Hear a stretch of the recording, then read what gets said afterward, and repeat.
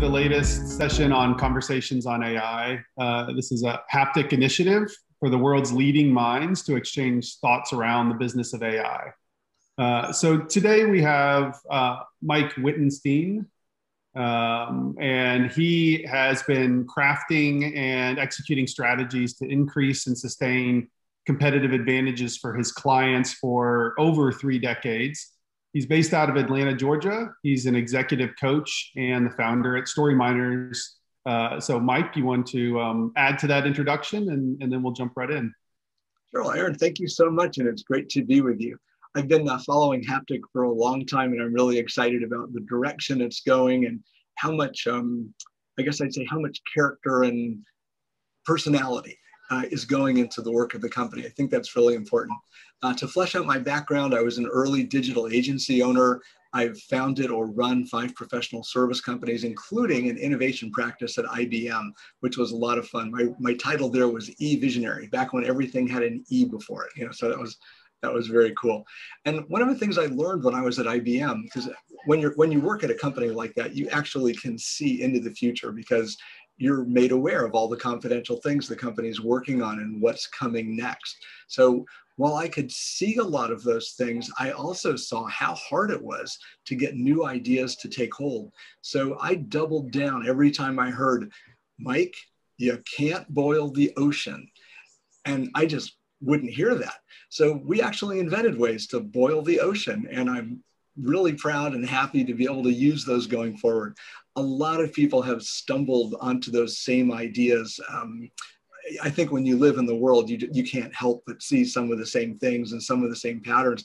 But a lot of people are doing amazing work in innovation. They're speeding things along with agile, agile techniques and programming and stuff like that. So when you look at the world just from a few different degrees, you can see so many new things and applications. So I think that's what we're going to be digging into today, and I'm looking forward to it. That's great. Yeah, I think the theme we're going to cover today is the title is What Comes First, AI or Customers? And it's really, I think, at the heart of it, the chicken egg that all tech companies face, and I think a transformation that many of them go through, which is, are you storytelling, and does that lead with the customer story, or does it lead with the technology story? And so, when you think of this theme, how do you approach it?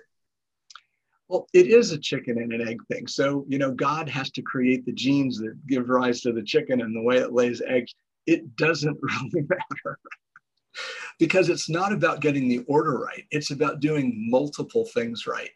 What I think the best thinkers are doing these days, and that includes the business, science, politics, religion, they're thinking about the controls that they have, and they're making multiple adjustments at the same time to achieve multiple outcomes. So I think that AI is kind of like the tide.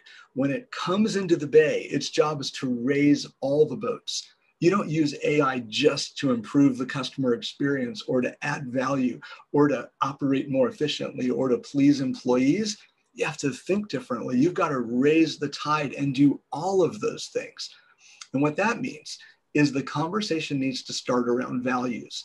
It's got to, I used the word personality earlier. That is one of the values that customers expect from the companies that they choose. Nobody wants everything to be robotic all the time. Efficiency is really boring, and that's not what humans respond to. So it starts with values, and it's about achieving multiple goals at the same time. And so, drilling down a bit into that, there's 34% of companies are going to be doing through some form of digital transformation in 12 months or less. That's according to IDC. There's a big focus today on the customer experience. How do you perfect the customer experience? And what does that even mean? I bet if I ask 10 different people, I'll get maybe 15 different answers. Yeah, exactly. But when you talk about, looking at your values and being able to communicate that out to your customers, how does that permeate into the customer experience? Well, one of those little things that people can do differently to see the world in a better for everyone way is to not think about the perfect customer experience. I think that we should squash that. You know, when you go into a department store, even 50 years ago, if you're that old, there was always a customer service department. And you'd think, wow, that's really cool. They care about their customers. They have a customer service department. Let me go over there. And then you find out that Susie or Fred doesn't have the right tools, but they've got a great attitude and they'll just work the company's back-end systems to help you get what you want. That customer service department is there because the rest of the company is screwed. It doesn't work well enough. So it's kind of like we're the exception customers, not the exceptional, but the problem customers go. So when we're thinking about customer experience, it's not about making experience better for the perfect customer. It's not about driving maximum efficiency and revenue. In my opinion, and I realize this is different than lots of other folks, especially when we still have a lot of shareholder primacy running around, my idea is that the best customer experience is the one that delivers the greatest value to customers. And customers don't just count money as their value, they count time and convenience. There was this great article in HBR called The Elements of Value. It was in 2016, and they listed like a Maslow's pyramid hierarchy of needs. And it started out with, does the product work? Okay. Does it help me get my job done? And it goes all the way up to personal transformation. So for things like, does it help me feel better about my ancestry? Does it have an heirloom value where I can honor those that have come before me? Lots of different variations. But you know what? You can't count customer value in cash. There's no metric for it on most corporate scoreboards. It's in the minds and the hearts of the customer. So once you figure out what it is that they need more of, where their unmet needs are, that's the direction to aim your company and its capabilities. Because if you deliver more value to your clients, they're going to pick you more, they're going to refer you more. You've got the loyalty. You don't have to connive and engineer your way to it. Thanks for letting me answer so long. No, I think you hit on a lot of important threads there. I was reading a analyst report recently that said, and a key piece of data was 65% of the customers they surveyed said that they would pay a higher price, but if the site had a more inviting, a better customer experience, it kind of checked off all these other boxes and made it pleasant for them to shop there versus other sites. And so when you talk about kind of the needs that the customer has, I think you're right from the standpoint of we don't need the days of kind of tricking customers through the flow or doing these kind of ways to kind of hit certain, I don't know how many seminars I've been to about how the chemical reactions you can create if you put, a certain button color or whatnot. And those all still remain true. But I think what customers want is honesty and transparency. And they want to feel like you actually understand their needs and you've kind of crafted that customer experience around those needs. Yeah, bingo. I affirm that. I think what you've nailed is a baseline. Honesty, transparency, the product and the service work, you can depend on us. But above and beyond that, each brand needs to develop and take accountability for its own signature. And a lot of that value is emotional, and it's not the same for everyone. When we're talking about AI, I think one of the mistakes that people make, especially on the, let's say on the non-psychological side, the people that haven't been exposed to human emotion and what is it that makes people friendly, attractive, what makes them care, besides all the oxytocin and all the brain chemistry stuff, we have to remember that humans are not bots. Bots are, in a sense, kind of predictable. They will perform a certain way, and there's a benefit to that. If you've got a bot mining for some rare, how about unobtainium on Pandora, you want it to be like working all the time and very efficiently, but you can't do that with a human, nor should you try. It won't work, and it pisses off the human. So the business has to be capable of kind of meeting a wider variety of needs. And we're getting really deep here, but here goes. The difference is that in today's world, each human is rather unique. We don't fall into these little convenient, avatar buckets or personas that much. And we want most of our difference, we want most of that personalization to happen really close to us right at the end. Talk to me using my language. Use my examples. Pull up my order history before you talk to me. Make sure that you're giving me advice for this grill, not that grill. So all the personalization, all the difference in the experience happens in that last mile, which in every other industry is the most expensive, and no difference when you're working with call centers, chatbots, or customer experience. But that's where you make an experience, not just replicate one.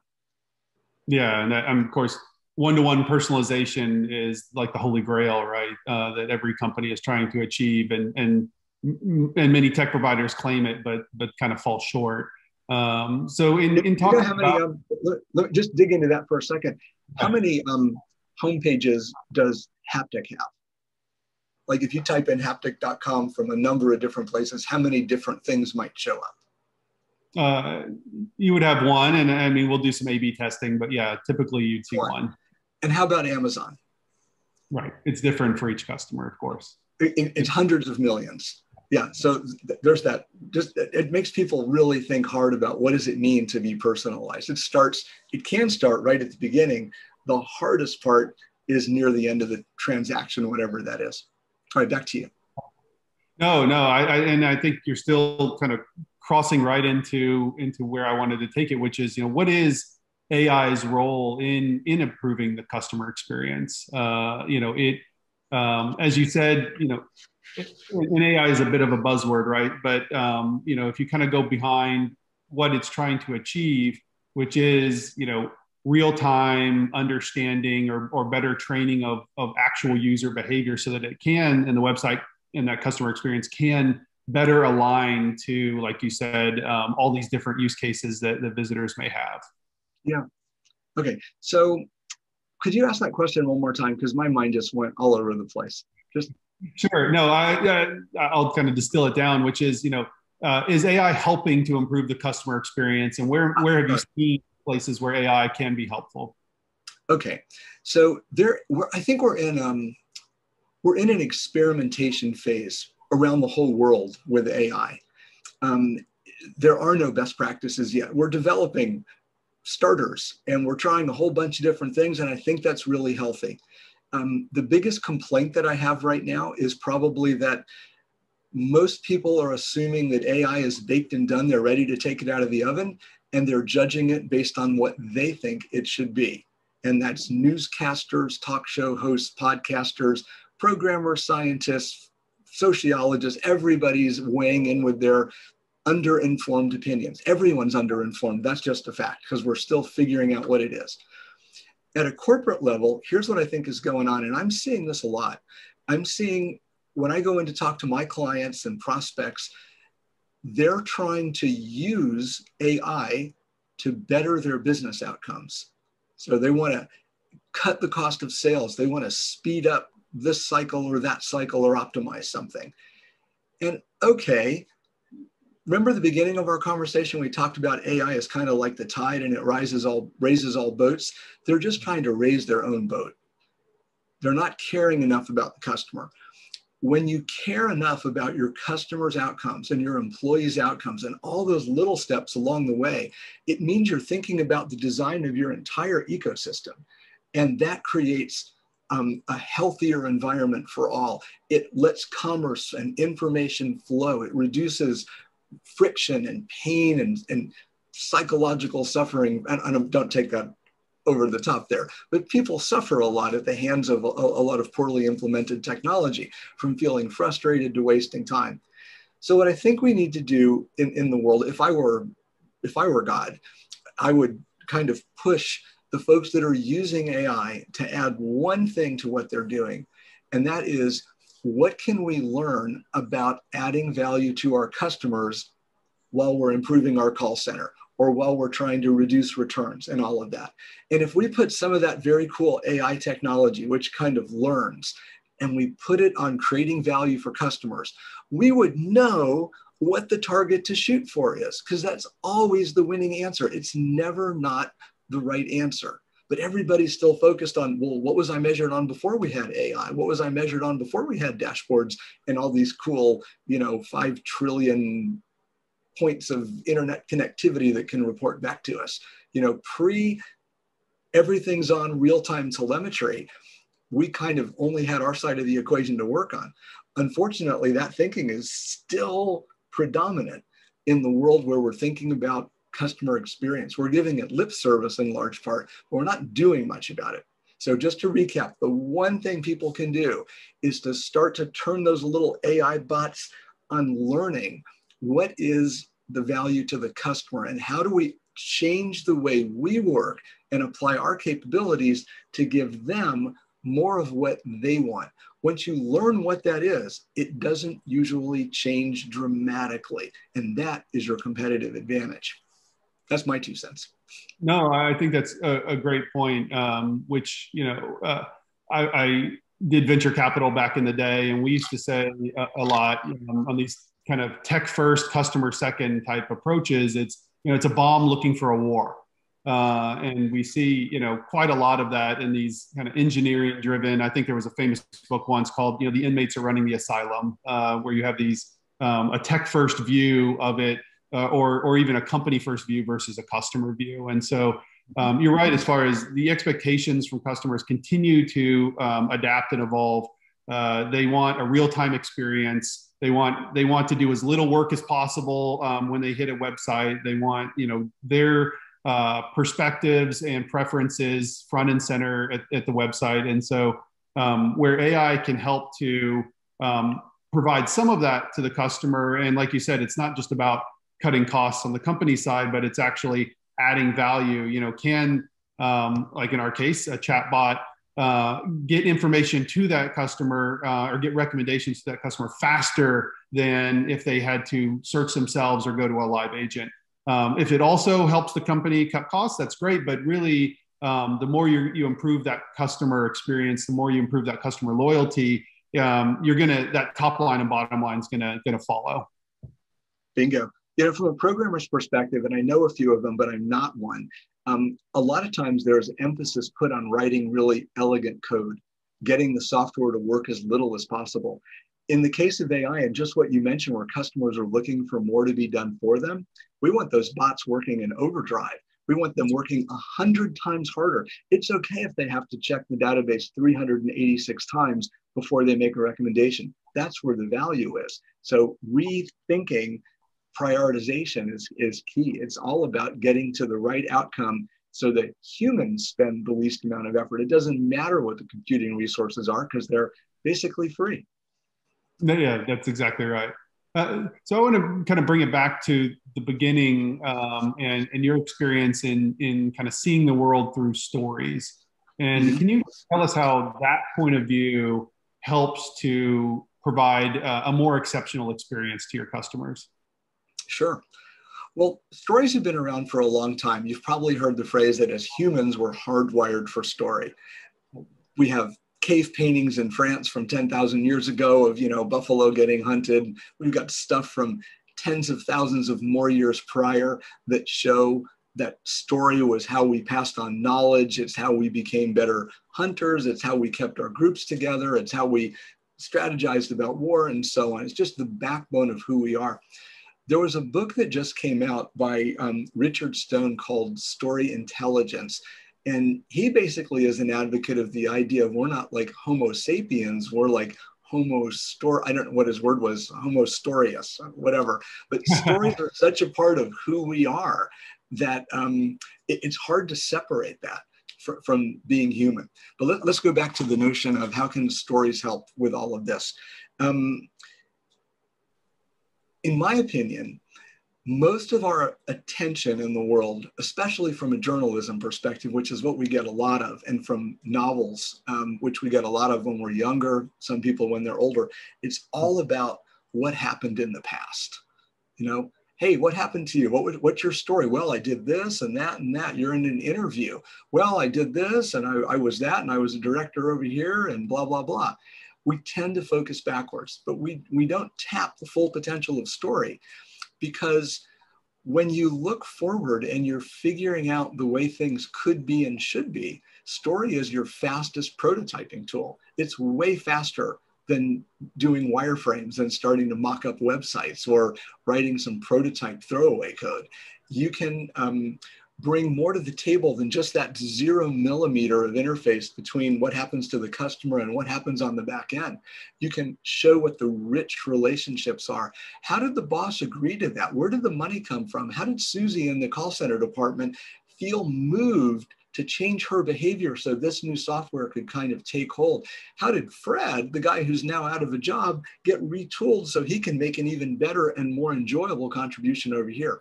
Stories let leaders make their strategies so clear that everybody gets it, wants to pitch in, and then wants to build the future. So what we do at Story Miners is we, not all the time, but one of my favorite uses is to use future stories. So we'll sit down with a team, we'll listen to what it is they're trying to achieve, and usually we get a lot of good information. The ideas are well-founded, the metrics are there, the goals are clear, they're ready to do a reorg and all that stuff. But how well does everybody else get it? You know, not everybody sits in the C-suite. They don't have purview to all the information that went into making those really smart decisions. So we think about it from a frontliner's perspective or a mid-manager's perspective.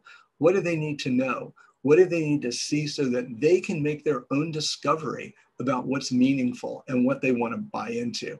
They need to know that there's a plan, that they have a place in the future, that their skills are needed, that they have a learning trajectory that's going to be enjoyable. And they want to know, like, what do I do next? But they have to be the ones to decide. You can't just tell them.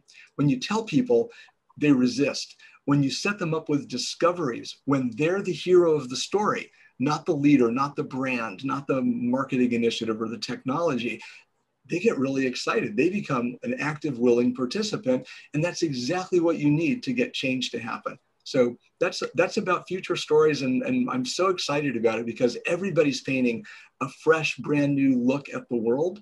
And they need tools that let leaders kind of build out that story so that everybody doesn't go, that's not going to fit. They have to go, oh, wow, I can't wait to do that. That's the difference. No, I think that's great. And there's a term that I like to use called guided self-discovery, which is, I think, maybe what you just described. In kind of everybody wants to feel like they're being heard. And like you said, giving them the tools so that their story and where they want to take their career, where they want to go with their business, you're helping them unlock maybe what they can't articulate themselves, or helping to kind of nudge them into thinking about things in a different way. But you're absolutely right. I mean, it's just human behavior to want to feel like you have contributed to that decision, that you empowered to be able to decide your future for yourself, even if it by necessity aligns with, of course, where the company's direction is going and what they need you to do on a day-to-day basis. That sounds really fascinating. Can you give, share maybe a story, a more detailed story example of one of those?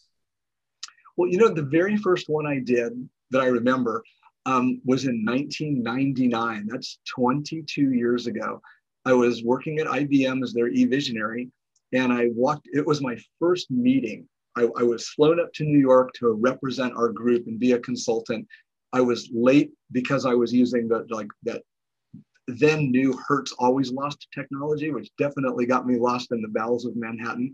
So I finally make it to my destination. I'm a half hour late. There's one chair left. I sit down. All the IBMers are looking at me. There were like 15 of them, and there were 4 people from the hotel company there. And I'm listening to the conversation. Turns out I was sitting next to the CEO, who was the key decision maker. Nobody in the room really knew who I was. I hope it's okay to tell the story here. So. Oh yeah, absolutely. So the IBMers bring out this big, thick document about this hotel company's future. You're going to have this, and you're going to have that, and we're going to put these pipes in, and the AB4719 is going to connect to the G11 Yellow 6, and the guy's just, he's like, nonplussed is the best word I can describe. It was just not engaging. So there was this long silence. And I just kind of looked to him and I said, Jean, he was a French guy, how do you feel about that? Well, he said, who are you? I said, well, I'm Mike. I'm a new consultant. Finally, somebody asks me a question I can answer. So, just that kind a dialogue. I wasn't any star, but he just needed to be heard. So he explained that what he needed was a way to encourage franchisees to buy into this brand new franchise that they were working on. He needed it to come alive. He knew that IBM could do the job, but what they provided in terms of a proposal with all this technical detail, he couldn't then use for this other purpose. And nobody asked for that, so nobody was at fault here, but now we knew. So I said, well, what would you like? And he said, I want to show my people what that's like.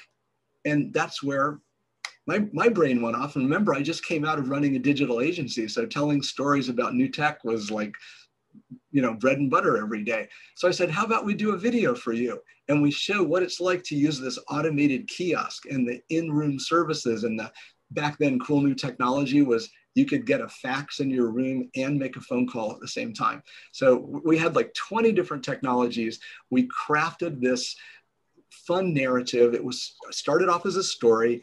It became a schematic, not a technical schematic, but more like a storyboard, like an animatics type of thing.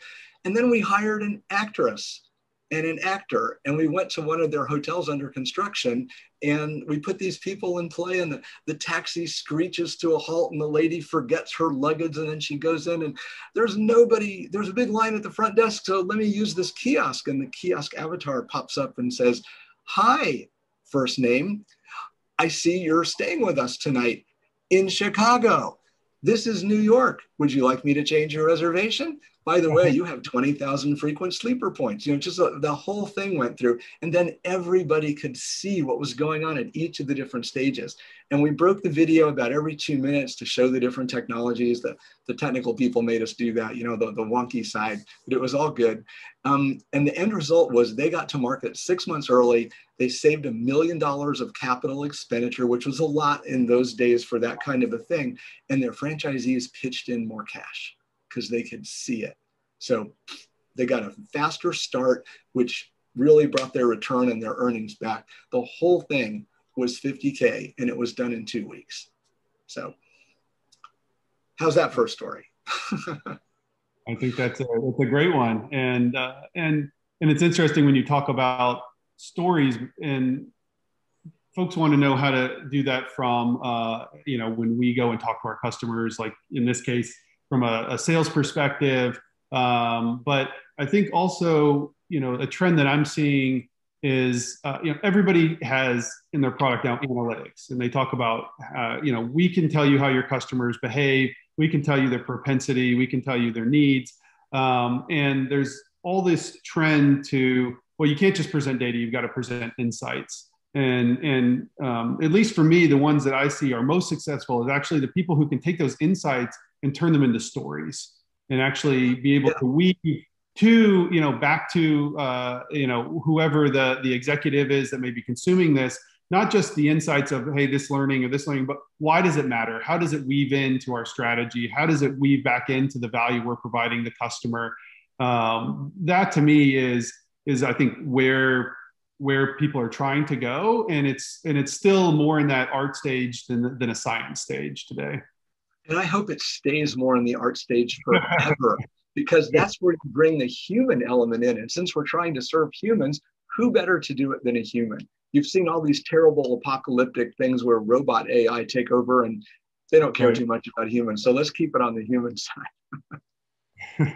No, you're absolutely, I love the thinking there.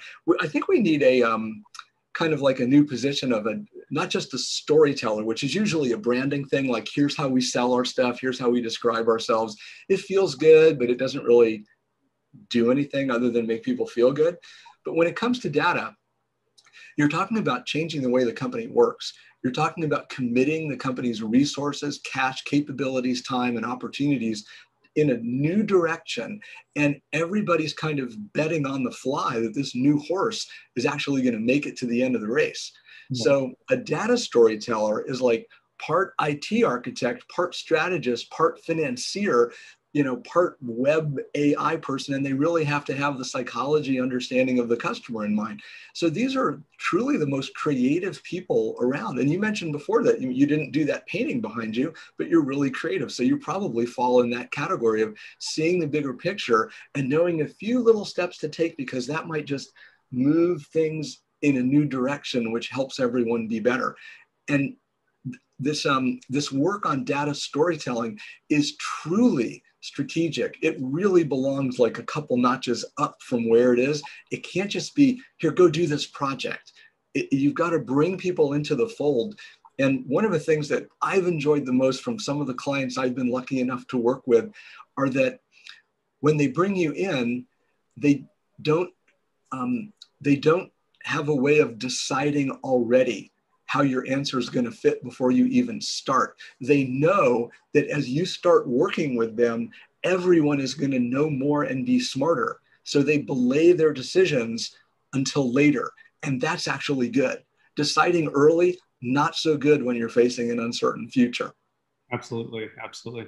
Well, and mentioning an uncertain future here, we're now kind of coming out of this. Well, I hope coming out of this COVID and then the pandemic and whatnot. And so I'll kind of ask the generic question here that probably everybody gets asked. What's changed? What's changed in your in your view from how we should approach customers? What's here to stay? What may go back to normal? What is your view on this post-pandemic world?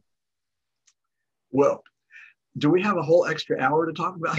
All right. So here's what I think. And I'm going to take this from a more macro perspective, and please steer me as we go along here so that this is of value for everybody. I think we've learned how to respond better during a pandemic. More than knowing what to do, we know more about what we don't know yet, which is healthy. And that's happened in many public forums, or fora, whatever the plural of forum is.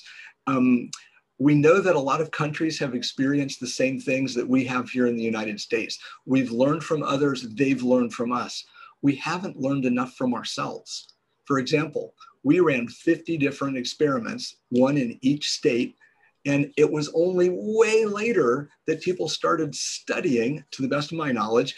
So what we learned from the pandemic is that we know that we're going to have more of them, and we know how to respond. We also learned there are a lot of things that we don't know about responding to huge, big problems. For example, we ran a 50-state experiment on how to respond to the pandemic. Masks, no masks. Vaccines, no vaccines. Trust these guys, trust those guys.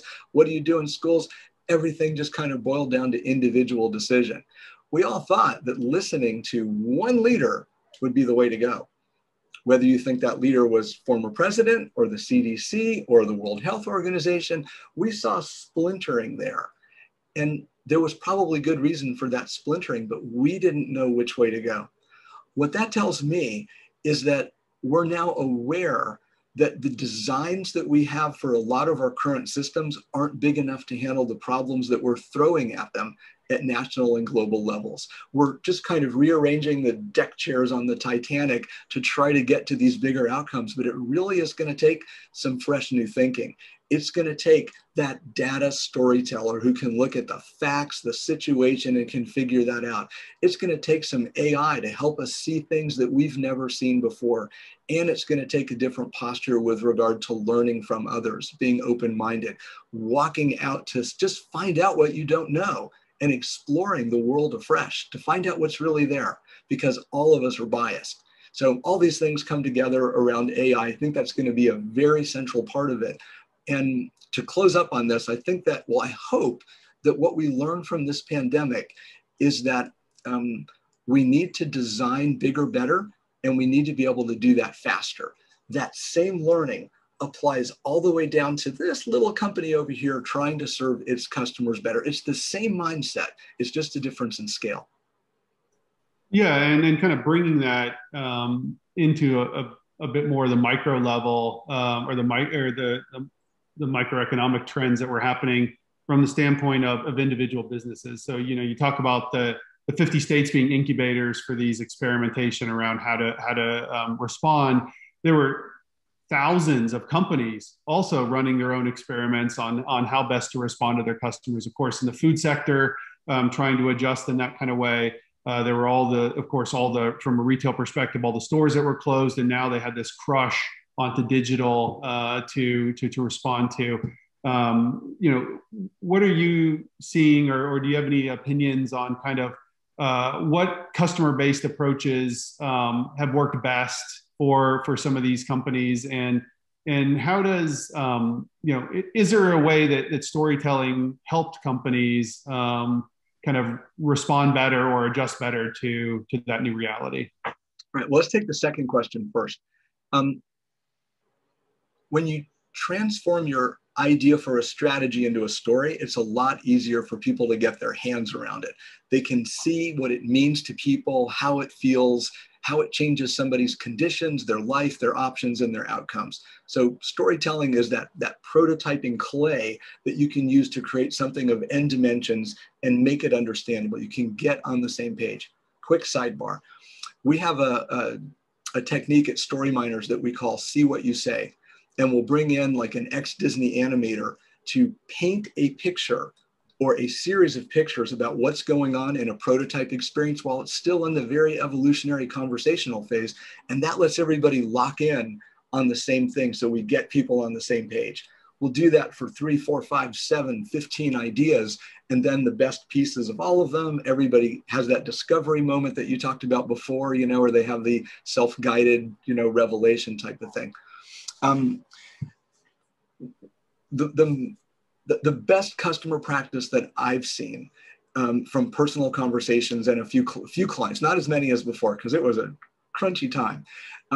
It's like a restaurant. I use this as an example. It's not a client example, just a well-known kind of pattern example. A sandwich store doing a couple $1 million out of a single shot thing in Manhattan. Lots of foot traffic, by Wall Street. Knows everybody by name, just crunching out the sandwiches, breakfast, lunch, dinner, late night. And then there's nobody. It's a ghost town. So they asked this one question: how can we be of more value to more constituents, to more players? So they go underground. They cut their rent from super expensive $300 a square foot to $50 a square foot. And I don't know Manhattan rents, I'm just making an approximation. And they go underground to the grossest, crappiest, nobody wants to be in that place facility. They turn it into a ghost kitchen, and they're cranking out deliveries for their sandwiches.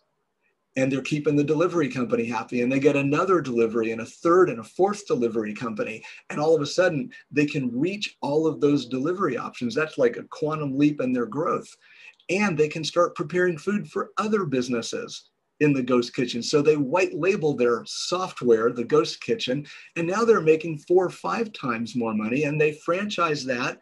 And they start spreading, and they start selling entire kitchens. So now they're in the equipment business, and now Uber Eats and everybody else in DoorDash are doing these communal group kitchens. So the thinking that had to change, that little perspective that twisted, is, all right, we've got this basket of resources. Let's just for a minute not think about what's most important for us. Let's think about how others can use us. That's the one thing that we know is great for times of change and for making customer experiences better. It takes a brave leader to do it, and stories. And that's frankly one piece that I hope sticks around post-COVID is they're really, in times of any crisis, you see people come together and really starting to be more empathetic towards their neighbors, their customers, the community at large. And my hope is that some of these new business models, like you're mentioning, the ghost kitchen is a perfect one, stays and thrives, and those, that kind of innovation continues without having to kind of wait for the next big emergency before the step up leap in innovation occurs. Yeah. Speaking to artificial intelligence and just business in general, I would like to see, and this is just on my wish list, I'd like to see some new tools that can help people who are designing the way their businesses work move from, I didn't know there was a change in my customer sentiment, preferences, or needs to I'm doing something about it. That is free for all space. Hey, I'm a sales guy. I can help you with that. Oh, I do market research. I'm a technology analyst. I'll get you a new stack. You'll be there. I promise. It's crazy how many people will address that with no information. There's a big gap there. And I hope somebody listening will please fill that and call me, because we all need that. No, I think that that's exactly right. And kind of bringing it back around to, customers wanting to have this personalized experience, this expectation, frankly, these days that they get that. And then, companies wanting a predictive process for how that they serve that to the customer. I think we've talked about, I think AI plays a role in that. There's other technology that plays a role in that. As you said, how companies approach their customers, think about their customers, and drive value plays a role in that. The stories that they create, kind of maybe bind those things together.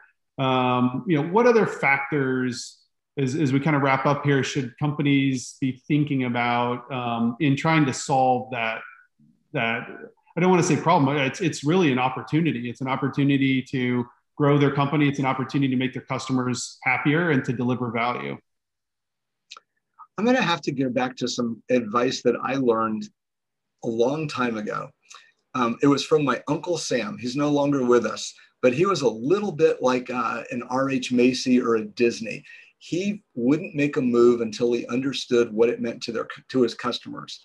So he never practiced what I'm about to say, but a lot of other business leaders have. I encourage the CEOs and the executive leaders who are listening to go out and become their own customers, to spend time in their customers' offices, tracking that order through, figuring out how that website comes across, and asking more open-ended questions. Find out how the other side lives, because you'll be able to spot things that they need that they might be blind to. And you'll see things that your services or resources or the things that you're on the cusp of being able to deliver can mean to them. But no amount of market research or data storytelling or anything like that can replace getting your shoes on, walking outside of your own doors, and now you can, so get your vaccines if you haven't, and go spend time with your customers, go to their stores, go to their restaurants, hang out, talk to people, ask questions. If you're uncomfortable doing that, find a young anthropologist trained person to go with you. The more they don't look like you, probably the better. But that anthropology training teaches people to be unbiased, open, and they have some protocols for understanding a new culture from that liver's, that citizens or that persona's perspective. Getting outside of your own perspective is the number one thing you can do to make big changes in your business. Great. So one, I think that topic is probably in and of itself an entirely new conversation that we could have. But I'll use that as a closing here. So Mike, I want to thank you for joining us. Thank you. This has been fun.